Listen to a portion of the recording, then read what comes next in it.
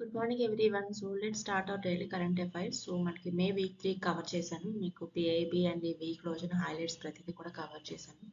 Video last వరకు చూడండి. And previous years questions కూడా గవర్నమెంట్ ఎగ్జామ్ 3 యూపీఎస్సీ ఎస్ఎస్సి అవి కూడా యాడ్ చేయడం జరిగింది. సో మీకు ఈ వీడియో నచ్చితే please like, share and subscribe. So the first topic is India Sweden strategic relations and ISTAC corridor. So మనకి బేసిక్గా ఇండియా స్వీడన్కి బయాలెటరల్ టైస్ ఉండేవి, అంటే జస్ట్ నార్మల్ టాక్స్ తప్ప ఇన్ రిలేషన్ మనం స్పెసిఫిక్గా ఇన్వెస్ట్మెంట్స్ కానీ ఇలాంటివి ఏమి ఉండేవి కాదు. That is elevated to strategic partnership. So strategic పార్ట్నర్షిప్లో మనం ఈ డీల్స్ కానీ, సో వాళ్ళ దగ్గర ఏం జరుగుతున్నాయి, టెక్నాలజీస్ ఇవన్నీ కూడా మనం మాట్లాడుకోవడం జరుగుతుంది once we have strategic partnership. Okay, so మనకి both countries has launched the Sweden India Technology and Artificial Intelligence Corridor. So ISTAC అంటే Sweden India technology and artificial intelligence corridor. Okay, so ఇది బేసిక్గా మనకి స్వీడన్ అండ్ ఇండియాలో ఉన్న AI startup ఈకో సిస్టమ్స్ని బోత్ని కనెక్ట్ చేస్తూ ఈ 5G or 6G and quantum computing, semiconductors and green transitions వీటన్నిటి మీద ఫోకస్ చేస్తూ డీల్ చేయడానికి, కనెక్ట్ అవ్వడానికి అనమాట బోత్ కంట్రీస్కి, ఇండియా అండ్ స్వీడన్. ఇది మీరు గుర్తుపెట్టుకోవాలి, ISTAC is for India and Sweden. Next defence collaboration వైజ్గా చూస్తే మనకి బోత్ కంట్రీస్లో స్వీడన్ డిఫెన్స్ మేజర్ సాబ్ అనేది మనకి ఇండియాలో Carl Gustaf M4 weapon system manufacture చేయడం కోసం 100% ఎఫ్డిఏ చేస్తుంది అనమాట. సో మనకి ఇది డిఫెన్స్ సెక్టర్గా మనకి ఇండియా స్వీడన్కి సంబంధించింది. ఇది మనకి స్వీడన్ చూస్తే who is prime minister Sweden Ulf Kristersson and who is Indian ambassador to Sweden అంటే Anurag Bhushan. Next topic. So advanced medium combat aircraft project facility. So this is very important in defense topics and చెప్పొచ్చు. So Union Defense Minister Rajnath Singh and AP Chief Minister Chandrababu Naidu garu laid the foundation stone for massive 15,000 crore AMCA program facility అనమాట. Advanced medium combat aircraft this is. Okay, మనకి ఏపీలో పుట్టపర్తి శ్రీ సత్యసాయి డిస్ట్రిక్ట్లో start చేయడం జరిగింది ఇది. So AMCA మీరు గుర్తుపెట్టుకోవాల్సిన points ఏంటంటే it is a twin engine అనమాట, multi control fighter aircraft and it's 5th generation fighter jet programme. ఇది మనకి పుట్టపర్తిలోని దీని ఇంటిగ్రేషన్ టెస్టింగ్ సెంటర్ అంతా కూడా ఇక్కడ చేయడం జరుగుతుంది. బేసిక్గా దీన్ని డిజైన్ చేసేదంతా కూడా ఏడిఏ, ఏరోనాటికల్ డెవలప్మెంట్ ఏజెన్సీ, అంటే దాని పర్టికులర్ డిజైన్ అంతా కూడా చేసేది. సో హూ మ్యానుఫ్యాక్చర్స్ అంటే హెచ్ఏఎల్ మ్యానుఫ్యాక్చర్ చేస్తుంది. అది ఫైనల్గా పుట్టపర్తి ఫెసిలిటీలో మనకి టెస్టింగ్, ఇంటిగ్రేషన్ అంతా కూడా చేస్తారనమాట. So this is completely related to advance medium combat aircraft. Okay, so దీనికి సంబంధించి మనకి డిఆర్డిఓ గురించి చూస్తే who is chairperson of DRDO Samir V Kamat and who is chairman of Hindustan aeronautical limited అంటే Anant Krishnan, CB Anant Krishnan. Okay, so మనకి ప్రీవియస్ రిలేటెడ్ క్వశ్చన్స్ చూసుకుంటే UPSC ప్రిలిమ్స్లో మనకి క్వశ్చన్ ఏం అడిగారంటే with reference to Indian defence consider the following statements. LCA Tejas తెలుసు కదా, is a twin engine ఎయిర్క్రాఫ్టా కాదని అడిగారు. So this is wrong. ఏంటంటే ఇది సింగిల్ ఇంజిన్. మనకి ఇప్పుడు చూసిన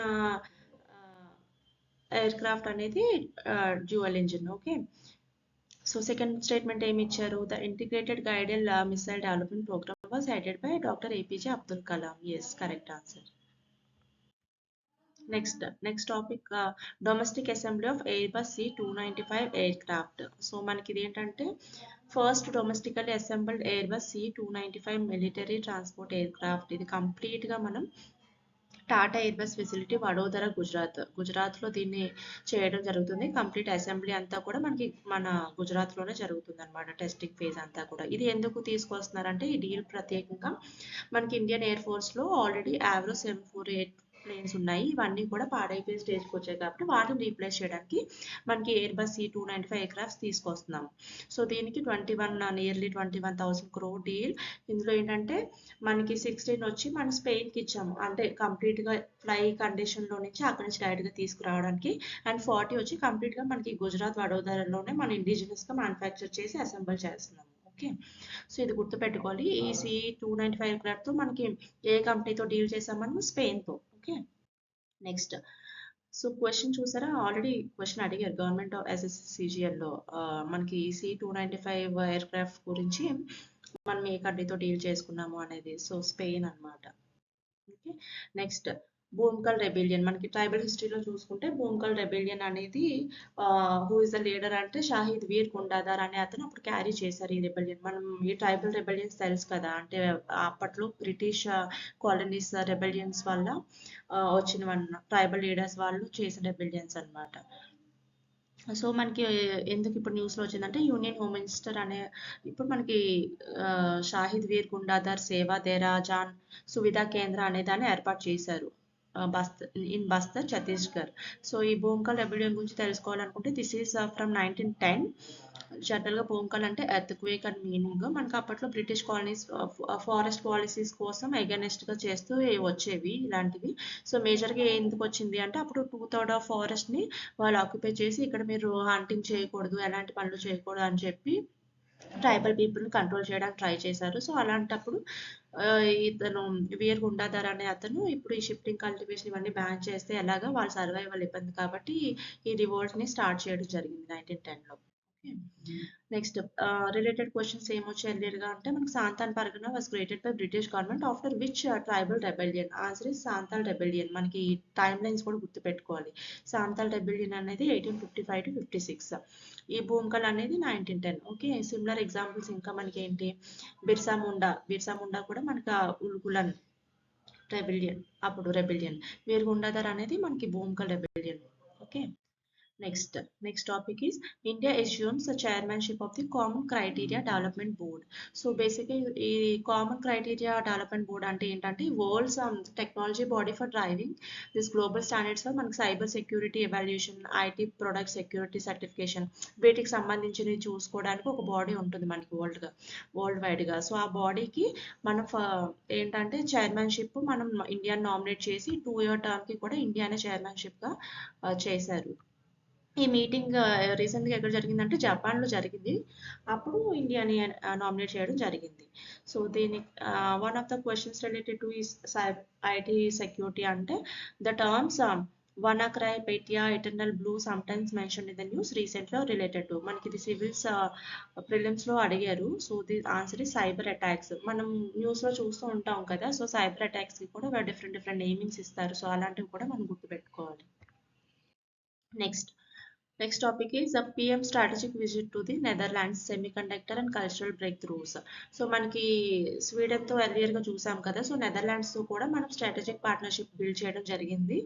అండ్ మనం నెదర్లాండ్స్ స్పెసిఫిక్గా సెమీ కండక్టర్ డీల్ తయారు చేసుకున్నాము. ఏంటంటే మనం Tata Electronics and Sweden company Netherlands company ఏంటి Dutch semiconductor giant ASML. So దీంతో టాటా ఎలక్ట్రానిక్స్ అండ్ ASMLతో ఈ సెమీ కండక్టర్ డీల్ తయారు చేసుకోవడం జరిగింది. అది ఏంటంటే మనకి దొలేరా గుజరాత్లో సెమీ కండక్టర్ కంపెనీ ఏర్పాటు చేయడానికి. ఓకే, కల్చరల్ వైజ్గా చూసుకుంటే మనకి నెదర్లాండ్స్ అనేది మనకి 11th century Chola copper plates వాళ్ళ కంట్రీలో ఉన్నవి మనకి రిటర్న్ చేయడం జరిగింది రీసెంట్గా. సో అవన్నీ కూడా తమిళ్ అండ్ సాంస్క్రిట్లో రాసి ఉన్నవి and which is related to Buddhist vihar and Nagapattinam Tamil Nadu. Okay, so మన హిస్టరీ వైజ్గా చూసుకుంటే అది. నెక్స్ట్ మనకి హెడ్స్ చూడాలి అంటే ప్రైమ్ మినిస్టర్ ఆఫ్ నెదర్లాండ్స్ ఎవరు, Rob Jetten. And union minister for electronics and semiconductor technology. మనకి సెమీ కండక్టర్ టాపిక్ తెలుసుకున్నాం కాబట్టి we need to know who is the Ministry for Electronics and Information Technology. So who is this? Ashwini Vaishnaw. Okay, so UPSC prelims ప్రీవియస్గా మనకి copper plates related అంటే cultural history సంబంధించిన question ఒకటి వచ్చింది. Chola inscriptions mention various categories of land such as Vellanvagai, Shalabhoga. So ఇవన్నీ land కేటగిరీస్గా define చేశారు అనేసి మనం చోళాలో చదువుకున్నాం కదా, సో ల్యాండ్ కేటగిరీస్ కూడా అందులో డిఫైన్ చేయడం జరిగింది. Next copper plate inscriptions of Chola generally record lands are village grants to religious institutions. అవునా కదా? Yes, this is also true. So both 1 and 2 are true. Next topic ఈ successful development trials of ULP EGM V3 near Kurnool. So మనకి ఏంటంటే defence research and DRDO successfully completed this indigenous unmanned aerial vehicle launched precision guided missile V3 అనమాట. So మనకి దీనికి సంబంధించి గుర్తుపెట్టుకోవాల్సింది ఏంటి, this is for dual mode capability both అంటే air to ground strikes ఆపడానికి అండ్ ఎయిర్ టు ఎయిర్ ఏదైనా వేరే స్ట్రైక్స్ వాటిని ఇంటర్సెప్ట్ చేయడానికి కూడా మనకి ఇది యూజ్ అవుతుంది. ఓకే, ఇది మనకి DRDO అనేది కంప్లీట్గా చేస్తుంది. నెక్స్ట్ దీని related to one of the question SSC CGL లో అడిగింది ఏంటంటే Tapas BH201 which was recently news is so options ఇచ్చారు. అందులో correct answer is indigenous unmanned aerial vehicle developed by DRDO. Okay. మనం ఎప్పుడైనా డిఆర్డిఓ సంబంధించి ఇలాంటి ఏమైనా అన్మాన్డ్ ఏరియల్ వెహికల్స్ అంటే ఎక్కువగా కవర్ చేయాలి, ఇలాంటి టాపిక్స్ నేమ్స్ కూడా ఎప్పుడు గుర్తుపెట్టుకోవాలి.